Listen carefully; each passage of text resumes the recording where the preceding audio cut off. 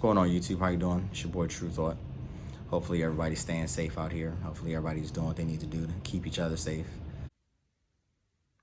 You know, after seeing the video of Jacob Blake being shot in front of his children, I just felt like I needed to say something. I feel like this is a situation that I just can't let slide without having some kind of commentary, adding some kind of commentary. You know, the 2020 has been an interesting year, from COVID-19 to just, the stock market, the whole entire, unemployment blowing up, the whole nine. It's an election year, so obviously there's going to be hot topics all over the place. I watched that video. All I could feel was anger. And when I learned that his children were in the car as well, and that they saw their father be shot 7 times, my anger was accompanied by absolute sadness and distress for those kids. Thinking about what those kids, the trauma that those kids just experienced, that's going to stay with them for the rest of their lives. The image of their father being shot 7 times, and the image and knowledge to know that the shooters were police officers. For some of you, this might be something that the media is blowing up. For some of you, this may be something that African Americans are overreacting about. But as an African American growing up in this country, this has been my reality for my entire life. I don't ever remember a time when the sight of a police officer, outside of, again, personal relationships, but I don't remember a time when the sight of a police officer did not instill some sense of nervousness, in some cases some sense of fear, because I've heard the stories from my grandparents about their interactions with police, and I've heard the stories from my parents about their interactions with police, and then I've had my own interactions, my own experience with police brutality. This is an issue that the Black community has been talking about for generations. It's not 2020 that we just started talking about this. It's not when Black Lives Matter was formed that we started talking about this. We've been talking about this my entire life. My parents have been talking about this their entire life. My grandparents have been talking about this their entire life.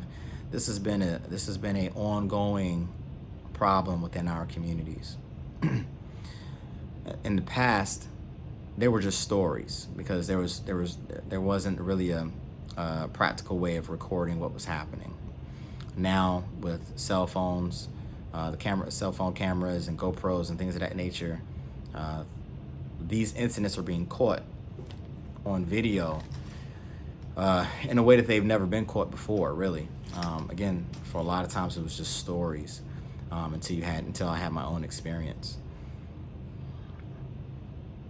And it makes me sad. It makes me angry, because this is not what it should be like. Police officers are supposed to protect and serve, understanding that they have a very difficult job, understanding that they have a dangerous job, but it is the job. And part of that job is to protect and serve the community.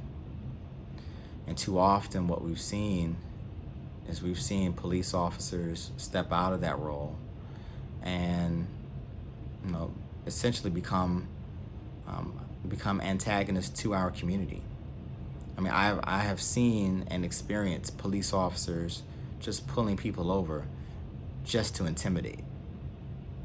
Again, not because that person or those people were doing anything wrong, but because those particular police officers had the mindset that they were going to not protect and serve, but they were going to rule. And they were going to rule by fear. And when somebody fears you, eventually that fear turns into hatred, because nobody wants to be a captive of fear.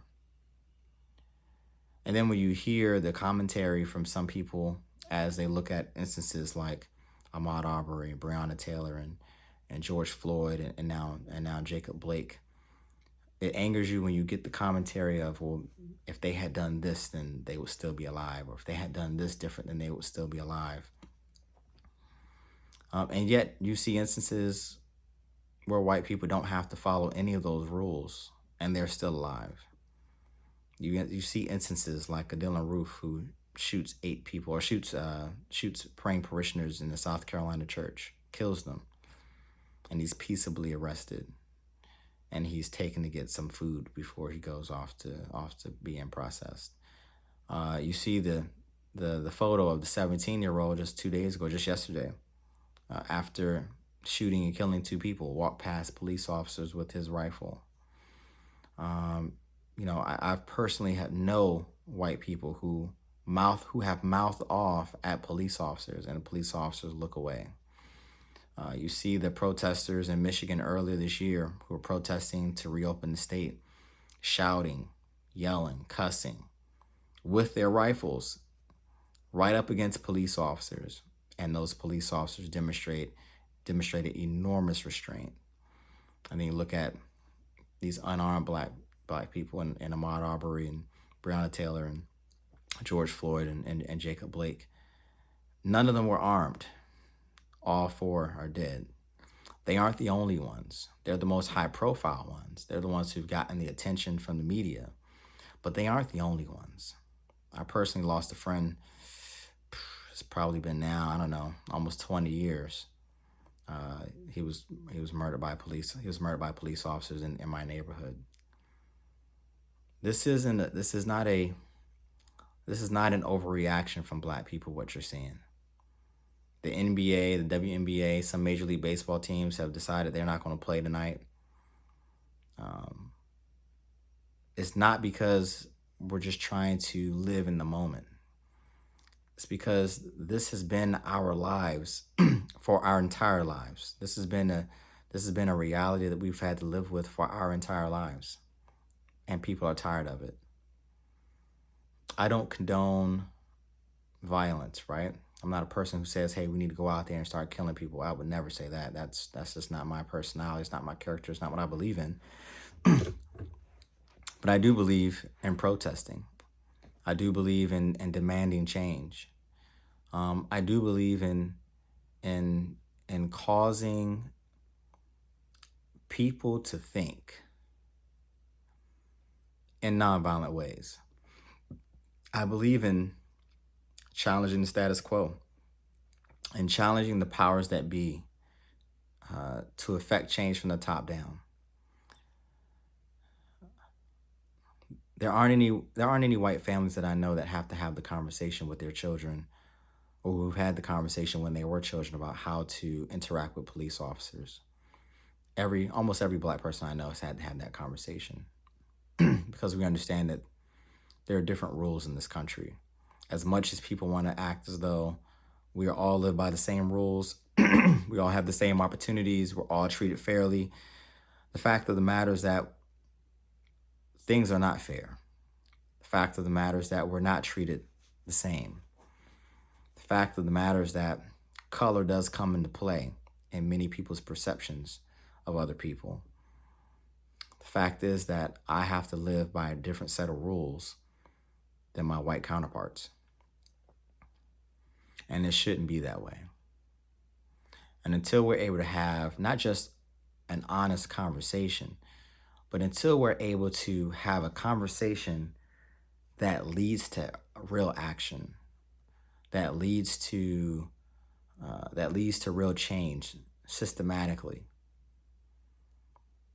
we're going to continue to have these instances of police going rogue or police killing unarmed black people, and we're going to continue to have black people becoming more and more angry. Because the feeling is that people aren't listening to us.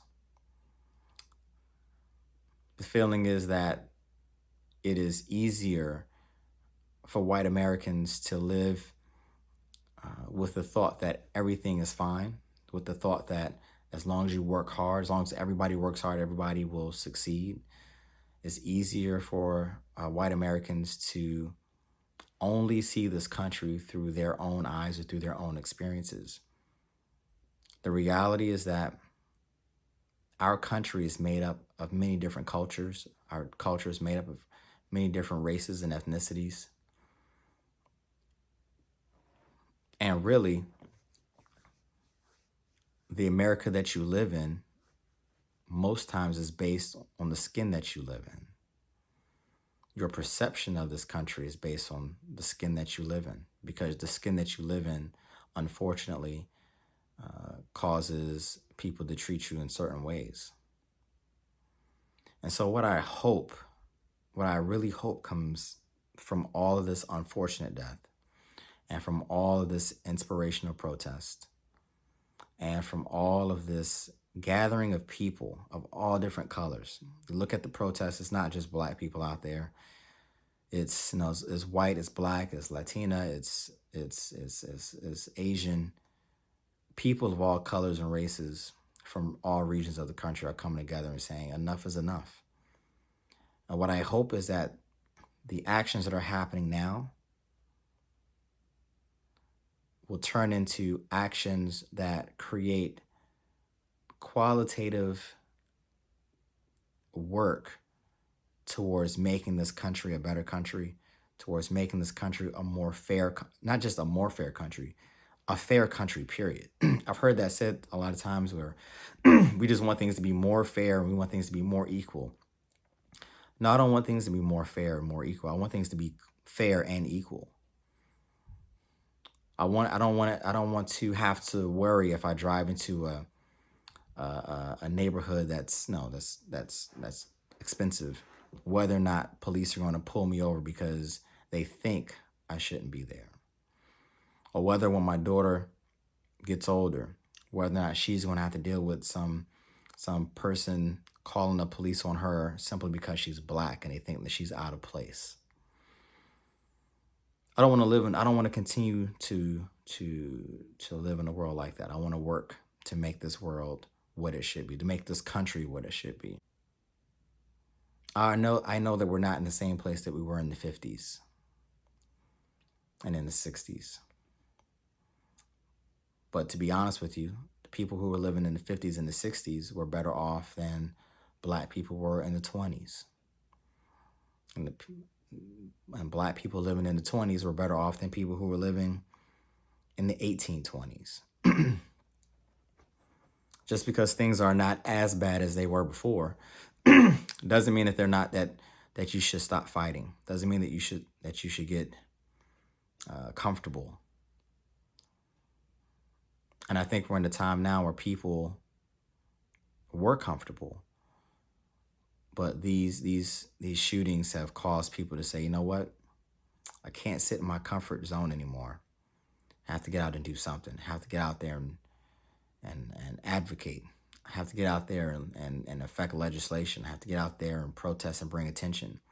I have to sit my kids down and educate my kids on what it means to be a black child, black man, a black woman in this country. I have to sit my children down and teach them the history and how we got to where we are and how we still have further to go. And so I hope and pray that everything that's going on, the reactions to these killings, I hope and pray that it turns into change that our kids can enjoy. I hope that justice is rendered down. I hope that the murderers are brought to justice. We're still waiting for Breonna Taylor's murderers to be charged. And I think she was murdered, I want to say it may have been March or April. But I hope even my subscribers, I know some of you may not like this video because, again, it's different than my military videos. But I hope that some of you can hear what I'm saying. And even if you can't identify with it through what you've experienced personally, I hope that you have an open mind to hear a fellow American express a different type of America that he's had to live.